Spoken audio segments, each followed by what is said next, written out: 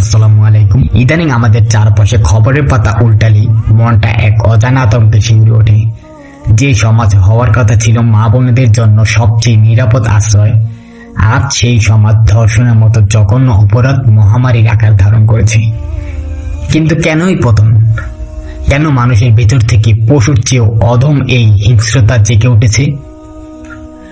আজকে আমরা জানব পবিত্র ইসলাম এবং মহান আল্লাহ তাআলার বাণী আল কোরআনে এই নিকৃষ্টতম অপরাধ নিয়ে কি বলা হয়েছে এবং এর শাস্তি কতটা ভয়াবহ। চলুন আজ নিজের বিবেককে একবার প্রশ্ন করি। প্রিয় দর্শক, ইসলাম এমন একটি দিন বা জীবন ব্যবস্থা যা নারীকে দিয়েছে সর্বোচ্চ সম্মান ও নিরাপত্তা। রাসূলুল্লাহ সাল্লাল্লাহু আলাইহি সাল্লাম বিদায় হজের ভাষণে স্পষ্টভাবে বলে গেছেন, তোমরা নারীদের ব্যাপারে আল্লাহকে ভয় করো। ইসলামে প্রতিটি নারীর জীবন, সম্মান এবং মর্যাদা অত্যন্ত পবিত্র। কোন নারীর ইচ্ছার বিরুদ্ধে তার সম্মানহানি করা তো দূরের কথা, তাকে কটূক্তি করা বা কুদৃষ্টিতে তাকানোকেও ইসলামে কঠোরভাবে নিষিদ্ধ করা হয়েছে। অথচ আজ আমরা ইসলামের সেই সুন্দর শিক্ষা থেকে দূরে সরে যাচ্ছি বলেই সমাজে এমন অন্ধকার নেমে এসেছে। ইসলামে জেনা বা ব্যভিচারকে কবিরা গুনাহ এবং অত্যন্ত নিকৃষ্ট কাজ হিসেবে ঘোষণা করা হয়েছে। আল্লাহ তাআলা পবিত্র কুরআনে সূরা বনী ইসরাঈলের ৩২ নম্বর আয়াতে বলেন, আর তোমরা ব্যভিচারের কাছেও যেও না, নিশ্চয়ই এটি একটি অশ্লীল কাজ এবং নিকৃষ্ট পথ।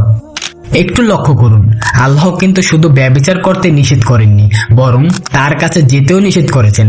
অর্থাৎ যে সমস্ত মাধ্যম মানুষকে এই পাপাচারের দিকে ধাবিত করে, যেমন অশ্লীলতা, কুদৃষ্টি এবং অনৈতিক মেলামেশা, সেগুলোকেও গোড়া থেকেই বন্ধ করতে বলা হয়েছে। আর ধর্ষণ হচ্ছে ব্যভিচারের চেয়েও ভয়ঙ্কর অপরাধ, কারণ এটি শুধু একটি পাপ নয়, এটি একজনের অধিকার হরণ এবং তার উপর চালানো চরম জুলুম। ইসলামে কোনো মজলুম বা অত্যাচারীর মানুষের উপর জুলুম করার সবচেয়ে বড় অপরাধগুলোর একটি। অনেকেই প্রশ্ন করেন, ইসলামের ধর্ষণকারীর শাস্তি কি? শরিয়াতের পরিভাষায় কোনো নারীর ইচ্ছার বিরুদ্ধে জোরপূর্বক সম্মানহানি করাকে হিরাবা বা সমাজ বিরোধী সন্ত্রাসী কর্মকাণ্ডের অন্তর্ভুক্ত করা হয়েছে। ইসলামিক আইন অনুযায়ী যদি কোনো ব্যক্তি বল প্রয়োগ করে বা অস্ত্র ঠেকিয়ে এই জঘন্য কাজ করে, তবে তাকে পৃথিবীর বুকে বিপর্যয় সৃষ্টিকারী হিসাবে গণ্য করা হবে। ইসলামী বিচার ব্যবস্থায় এর শাস্তি অত্যন্ত কঠোর। অপরাধের গভীরতা অনুযায়ী মৃত্যুদণ্ড, শূলিবিদ্ধ করা, কঠোরতম শাস্তি নিশ্চিত করা হয়েছে। ইসলামের ইতিহাস ঘাটলে দেখা যায়, রাসূলুল্লাহ সাল্লাল্লাহু আলাইহি সাল্লাম এবং খেলাফায়ে রাশিদিনের আমলে কোনো নারী এমন অত্যাচারের শিকার হলে তাৎক্ষণিকভাবে অপরাধীকে গ্রেপ্তার করে সর্বোচ্চ শাস্তি কার্যকর করা হতো।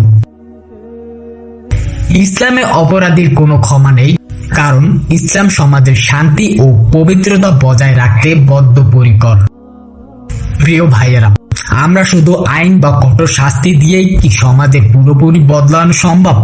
যতক্ষণ না আমাদের নিজেদের ভিতরে আল্লাহর ভয় এবং আত্মবোধ জাগ্রত হচ্ছে, ততক্ষণ এই পতন ঠেকানো মুশকিল। আসুন আমরা নিজেদের দৃষ্টিভঙ্গি পরিবর্তন করি, প্রতিটি নারীকে নিজের মা, বোন কিংবা কন্যার চোখে দেখতে শিখি। আমাদের সমাজকে অশ্লীলতা মুক্ত করি এবং যুব সমাজকে নৈতিক শিক্ষায় উদ্বুদ্ধ করি।